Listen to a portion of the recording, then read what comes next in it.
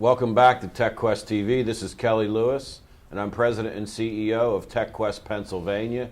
TechQuest TV is designed to showcase the technology industry right here in Pennsylvania, all the innovations, the interesting companies, and also the leaders that are helping us get more technology into Pennsylvania.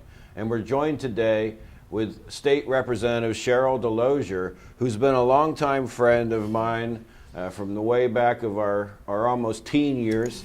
But Sheryl, welcome to TechQuest TV. Thanks for the invitation. So Sheryl, you're the state representative over in Cumberland County. Yes, a portion of Cumberland County. A portion.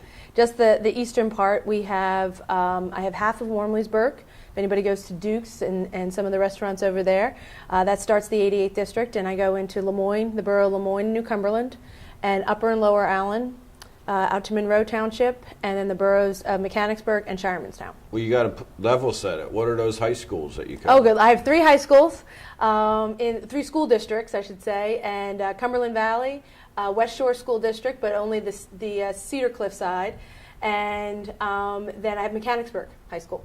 All good sports teams. All good ones. We keep watching them as we go. So it's great. fun to go to the games and get out there and see a lot of the kids in the paper when they've been able to do, have a great game. But it's fun to get out to the games to see everybody. And then Cumberland Valley is gigantic. It's huge. Bigger than most of the colleges in Central PA. Well, actually, CV has 3 of us representing it. Glenn Grell actually has the bulk of it, but Will Gabig down in the Carlisle area and myself, there's 3 of us that represent the where it pulls from in the legislative districts. So they have a lot of us. Excellent. Well, you've had a journey career in state government and then now state rep for how many years now? It's my first term, finishing up the first term. So I was first elected in 2008. Excellent. So after a 20-year incumbent, had big shoes to fill. Jerry Naylor served the 88th district and then retired. And then I ran for election, had a 7-way primary. A lot of people wanted the seat, which is great for the 88th, and I was lucky enough to win that. Excellent. Well, Jerry was great, served with him, and we've always had our great friendship from the Auditor General days, right? Yes. Way back when. First job in state government, the Auditor General. Excellent. So tell us about some of the legislation you were telling us about that could actually help government collect revenues better, and so we don't have to raise taxes. Well, you know what? We took a look at, as you and I both know, the best ideas out there are taking a look at how can we serve the public without going back to them constantly and saying you need to pay the bill. A lot of the mentality that has been in the last 8 years, I believe, has been, well, if we want to buy something new, we just raise taxes and that our communities will pay for it. Well, it's gotten to the point where they can't afford to do that. They can't afford to have new taxes levied on them. The businesses can't, nor can our constituents. And so what Representative John Baer and myself kind of took it upon ourselves, is knowing that this last budget would probably include tax increases again. And we wanted to give an alternative to that and say, no, there's other ways that the state can save money in its own house before it turns around and says to the taxpayer, you need to pay a higher bill. So what we did is we went out and took a look at what the state does. We took a look at what other states have done successfully. And we've talked to hundreds of people talking about ideas and what's out there. 2 of our ideas were part of this year's budget, which we were glad to see. But we think they could be expanded. The procurement card is one of those suggestions. We do, as the state, a lot of electronic purchases. And just like any of us have Visa cards or MasterCards, we get points back or we get something back for the dollars that we spend. The state does that as well, but it gets dollars back. So in our opinion, we were doing it at less than 1%. Why aren't we improving or expanding how much we spend electronically so we can get that many more dollars back? In the budget this year, they did take the P card, expansion of the P card, which is the purchasing card, to a higher level. We think it could have gone higher, and we'll still push for using it more, but it's a step in the right direction. The other idea that was taken into the budget this year was with the Department of Revenue. There are a pretty high percent, 10% of erroneous checks that go out from the Department of Revenue.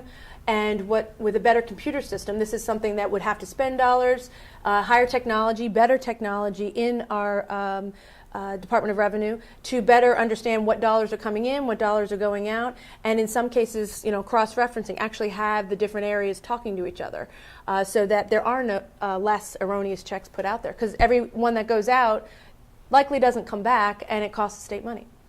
Excellent.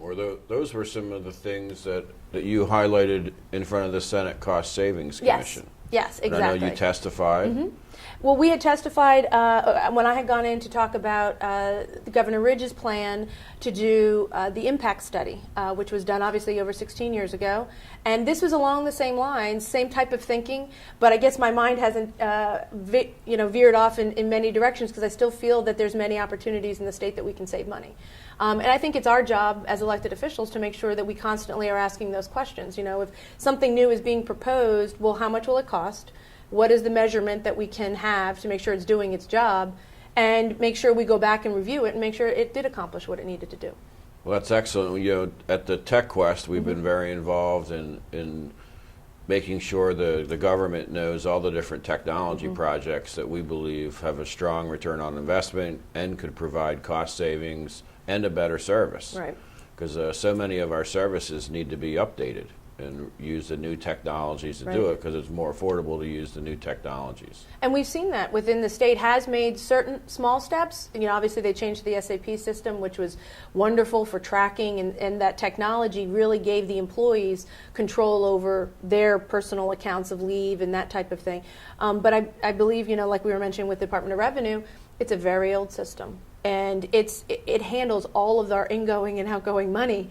So if any department should need to have that upgrade, you would think the Department of Revenue would be right there at the cusp of what is new and inventive in technology, but in reality, it's lagged behind. So that's something that we really have to take a look at and make sure that technology can bring us forward and save us money. Well, we're excited that Revenue got the project. We have concerns on how that procurement came about. Yes. And we'll talk to you about that offline. But so it's frustrating for me, and I know other folks from my old area. You can get your hunting license and pay for it, even though you may owe $50,000 to the state on other things. But unless the computer system can track all the revenue sources and make sure, you want your $200 hunting license and that type of thing, but you owe us $50,000. That's the best way to get paid, because some guys, they want to hunt. Right. So they're going to pay their back taxes on some other things. So. And actually that is a great point, to be able to say that capability of having those records intertwined. And one of the other ideas that we've been talking to the federal government about is the fact that they've done this with other states, where technology allowed them to take data from the state on income tax and data from the federal government and cross-reference it, so that if there is a business or an individual in Pennsylvania trying to do business in another state or with the federal government, the feds, before they will pay that individual, can match up the data. So if that individual owed Pennsylvania taxes, they would say, well, you're not going to get your first paycheck or dollars for the service because you owe Pennsylvania.